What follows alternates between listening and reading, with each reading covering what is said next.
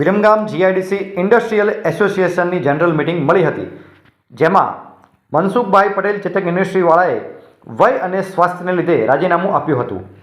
Viramgam GIDC industrial એસોસિએશનના આગામી પ્રમુખ તરીકે હરિકૃષ્ણભાઈ પટેલ, ઉપપ્રમુખ તરીકે ગિરીશભાઈ મોરી, સેક્રેટરી તરીકે રમેશભાઈ ચોવીસા, ખજાનચી તરીકે ધીરુભાઈ પટેલ અને સહખજાનચી તરીકે અશોકભાઈ દેસાઈની નિમણૂક કરવામાં આવી હતી.